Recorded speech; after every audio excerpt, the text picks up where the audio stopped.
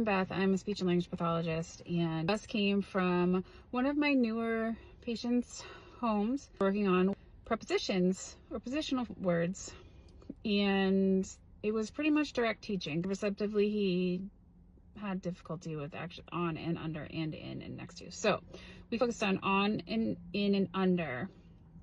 Sometimes I just do two when that's the case.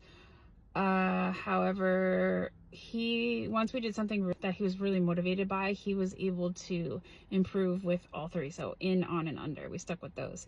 Anyway, I was teaching the concept while we were doing an activity that I prepared, and then he wanted to hide things around the house that I had brought, things from my activity. And at first I was like, what are we gonna do while we do this? And then very quickly I decided, oh, guess what? We can target the concept I was just teaching. He told me to close my eyes, and then he hid things around the house. And then it was kind of funny because he ended up bringing me to them instead of me really finding them. However, that was actually cool because once we got there, we found them and I said, oh, where are they? Are they on or under the shelf? Are they in or, whatever it was? And at first he struggled a little bit. And then by the end of our little hunts for the items that he hid, he was able to do more than 70% because he was so motivated by it. When we talk about client or child-directed activities, this is one of the benefits. So yeah, I had things planned and we did do some of the things that I planned.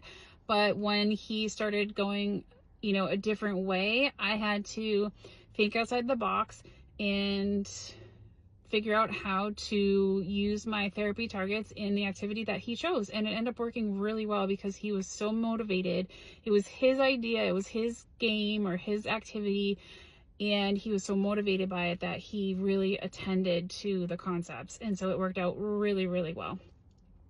So I just wanted to post just quickly on the importance of child-led therapy. It's good to have a plan. You need to know what you're targeting and bring items that you can use to target those goals and even have plans for specific activities. However, if the child is really motivated by something else, then you have to think outside the box, and that's going to be more effective than you trying to make them do the activity that you planned. They will not be as motivated, and the likelihood of them getting out of it what you want them to get out of it is just not going to happen.